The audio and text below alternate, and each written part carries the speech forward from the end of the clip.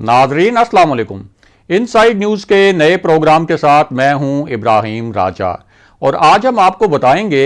कि फैजाबाद धरने के मज़ाकरात किन शराइत पर कामयाब हुए।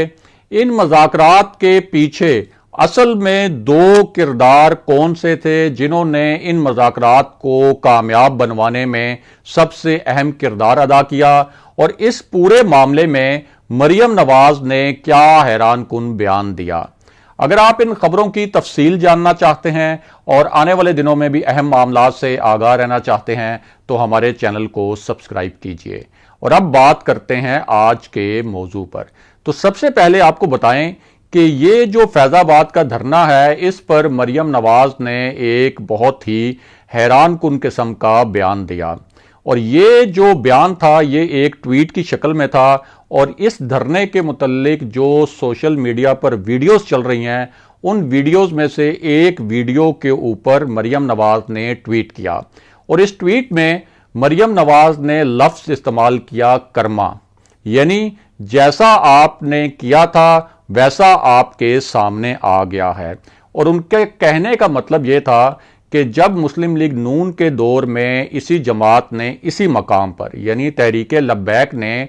फैजाबाद के मकाम पर ही इसी किस्म का धरना दिया था और तकरीबन इसी किस्म के इशू पर धरना दिया था, तो उस वक्त तहरीके इंसाफ ने उस धरने की मुखालफत नहीं की थी बल्कि उस धरने की हमायत की थी। और उस वक्त अपोजिशन लीडर के तौर पर इमरान खान साहब ने कहा था कि उनकी जमात के जो कारकुन हैं वो चाहते हैं कि वो इस धरने में शरीक हों। इसके अलावा उस वक्त जब नून लीग की हुकूमत ने, एहसन इकबाल उस वक्त वज़ीर दाखिला थे, तो उस वक्त जब नून लीग की हुकूमत ने उस धरने के खिलाफ पुलिस ऑपरेशन किया था, तो जब एक तशद्दुद की सूरत हाल पैदा हुई थी, तो उस वक्त army chief general Qamar Javed Bajwa ने उस वक्त के प्राइम मिनिस्टर शाहिद खाकान अब्बासी को फ़ोन किया था, और उस फ़ोन के मुतल्लिक एक प्रेस रिलीज़ जारी किया गया था। और उस प्रेस रिलीज़ में ये बताया गया था कि इस वक्त जो तशद्दुद की सूरत हाल है, यानी वो जो पुलिस ऑपरेशन है उसके बाद जो सूरत हाल पैदा हुई है, उससे जो कौमी यकजहती की फ़ज़ा है उसको नुकसान पहुँचेगा। तो ये पूरा वो पस मंज़र था जिस पस मंज़र में मरियम नवाज ने ये ट्वीट किया, या ये आप कह सकते हैं कि एक ट्वीट की शक्ल में बयान दिया। बहरहाल वापस आते हैं कि ये मज़ाकरात क्यों कामयाब हुए और इसके पसे पर्दा क्या चल रहा था। तो सबसे पहले आपको बताएं कि जिस जगह पे ये धरना दिया गया, यानी फैज़ाबाद, इस फैज़ाबाद के बाएं तरफ कुछ 10 से 12 किलोमीटर दूर GHQ है जिसे हम फौज का हेडक्वार्टर कहते हैं, और इसके दाएं तरफ रावल डैम रोड है। और ये रावल डैम रोड जो है 3-4 किलोमीटर आगे जाकर सीधी रेड जोन में जाती है, और रेड जोन में जाने से पहले इस्लामाबाद का एक मारूफ सरीना होटल है, और जो सरीना होटल वाला मकाम है वहाँ दरअसल जो तमाम कंटेनर्स हैं वहाँ खड़े किए गए थे ताकि मुजाहिरीन अगर रेड जोन की जानिब मार्च करते हैं तो उनको वहाँ जाने से रोका जाए। लेकिन इसमें जो एजेंसीज थी, जो पाकिस्तान की फौज की एजेंसीज हैं, जिसमें ISI भी शामिल है, जिसमें मिलिट्री इंटेलिजेंस शामिल है, यानी MI शामिल है, उनका इनपुट ये था कि इन मुजाहिरीन को फैज़ाबाद में रोकना चाहिए और इनसे यही मज़ाकरात करने बहुत ज़रूरी हैं, क्योंकि अगर ये मुजाहिरीन रेड जोन की जानिब एक दफ़ा चल पड़ते तो फिर इनको कंटेनर्स के ज़रिए वहाँ रोकना जो है वो मुमकिन ना होता, क्योंकि ये जो मुजाहिरीन हैं ये बड़े ट्रेंड किस्म के मुजाहिरीन हैं। इनके पास 7 से 10 दिन का राशन भी मौजूद था, इनके पास कपड़े भी मौजूद थे, और सर्दी से बचने के लिए इनके पास कंबल वगैरह भी थे। यानी ये एक लॉन्ग टर्म और एक प्लान बना के आए थे कि इस धरने को तवालत देनी है। फिर एजेंसीज का ये भी इनपुट था कि अगर ये धरना तवील होता है और ये धरना अगर जुम्मे के दिन तक चला गया तो फिर तो इस धरने पर काबू पाना जो है वो बहुत ज़्यादा मुश्किल हो जाएगा, क्योंकि जुमे की नमाज के बाद जो मजहबी नौयत के इज्तिमात होते हैं और जो मजहबी नौयत के धरने होते हैं और जो मजहबी नौयत के जलसे होते हैं, उनमें लोगों की बहुत बड़ी तादाद जो है वो शिरकत करने के लिए आती है। इसके अलावा इंटेलिजेंस इंफॉर्मेशन ये भी थी कि अगर इस धरने को मुज़ाकरात के ज़रिए ख़त्म ना कराया गया तो अगले 2 दिन में बहुत बड़ा बिल्डअप होने वाला है कारकुनों का, क्योंकि तहरीक लब्बैक की जो क़यादत है اس نے یہ کال دی تھی اپنی مختلف شہروں میں جو قیادت ہے، مقامی قیادت، اس قیادت کو کہ وہ اپنے کارکنوں کو لے کر فوراً فیض آباد پہنچیں. تو جتنا یہ معاملہ ڈیلے ہوتا اتنا جو ہے یہ کراؤڈ جو ہے وہ بلڈ اپ ہوتا. اس کے علاوہ ایک تجویز یہ تھی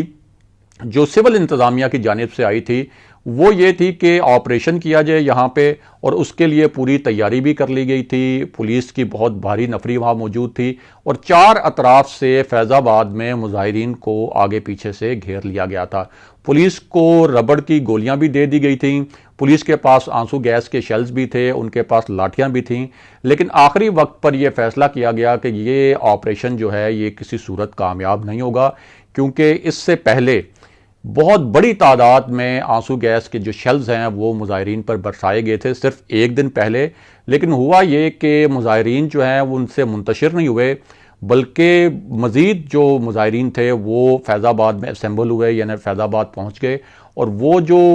شیلنگ کی گئی اور وہ جو تشدد کی صورتحال تھی جو پولیس کی جانب سے پہلے شروع ہوئی اور بعد میں کارکنوں کی جانب سے بھی پتھراؤ کیا گیا پولیس پر، اس میں 200 کے قریب جو ہیں وہ مظاہرین گرفتار ہوئے، اور پھر پولیس والے بہت سے زخمی ہوئے، مظاہرین بھی زخمی ہوئے، لیکن اس کا کوئی فائدہ نہیں ہوا. تو اب یہ جو مذاکرات ہوئے ہیں، ایک تو اس شرط پر ہوئے ہیں کہ جو مظاہرین گرفتار کیے گئے ہیں اس دوران ان مظاہرین کو رہا کیا جائے گا. دوسرا، اس معاملے پر حکومت نے یقین دہانی کرائی ہے کہ یہ جو ان کا مطالبہ تھا تحریک لبیک کے 2 مطالبات تھے، فرانسیسی سفیر کو بے دخل کرنے کے حوالے سے اور پاکستان کے سفیر کو فرانس سے بلانے کے معاملے پر، اس پر حکومت نے ایک ٹائم بائنگ کی ہے، کوشش کی ہے کہ یہ کہا جائے کہ ہم اس کے اوپر غور کریں گے، تاکہ فی الحال کسی طریقے سے یہاں سے تحریک لبیک کے جو کارکنوں کو ہے وہ اٹھایا جائے. کیونکہ اس سے پہلے تحریک لبیک کے کارکن جس طرح سے یہاں پہنچے ہیں اور انہوں نے مختلف شہروں میں جتنے کنٹینرز لگائے گئے تھے اور جتنی رکاوٹیں لگائی گئی تھیں، وہ سب کنٹینرز اور وہ جو رکاوٹیں تھیں انہوں نے اڑا کے رکھ دیں. اور اس سے یہ اسیسمنٹ کی گئی کہ تحریک لبیک کے کارکنوں سے مذاکرات کرنا بہت ضروری ہے. اور یہ اس وجہ سے بھی بہت زیادہ اہم ہے کہ جو فیض آباد ہے یہ اسلام آباد میں داخل ہونے کا مرکزی راستہ ہے. اگر فیض آباد بند ہو جائے تو اس کا مطلب یہ ہوتا ہے کہ پاکستان کا دارالحکومت اسلام آباد مکمل طور پر ٹھپ ہو گیا ہے. وہاں جتنے سرکاری دفاتر ہیں وہاں کام بند ہو گیا ہے، وہاں جتنے سفارت خانے ہیں وہ سارے سفارت خانے بند ہو جائیں گے، وہاں جتنی ملٹائی نیشنل کمپنیز ہیں، بڑے بڑے بزنس ہیں، وہ سب کچھ جو ہے بند ہو جائے گا. اور ظاہر ہے کہ اسلام آباد بند ہوگا تو اس کے 2 بڑے نقصانات ہوں گے. ایک تو اس کا جو معاشی افیکٹ ہوگا وہ بہت برا ہوگا، اور اس کے ساتھ ساتھ جو انٹرنیشنلی بہت ایک پاکستان کا تاثر خراب ہوگا، ایک بہت امیج جو ہے خراب ہوگا. تو اس میں جو اطلاعات آ رہی ہیں وہ یہ ہے کہ ISI کے کچھ آفیسر نے اس پورے معاملے میں، اس دھرنے کو ختم کرانے کے معاملے میں بہت اہم اور پازیٹیو جو ہے وہ انپٹ دیا، اور ان کی تجاویز کی روشنی میں پھر یہ حکومت نے فیصلہ کیا کہ ان مظاہرین سے مذاکرات کرنے کے بعد اس دھرنے کو ختم کروانا چاہیے، اور جو ان کے مطالبات ہیں ان کے متعلق ان کو بتانا چاہیے کہ حکومت جو ہے وہ غور کرے گی. اگلے پروگرام تک کے لیے خدا حافظ.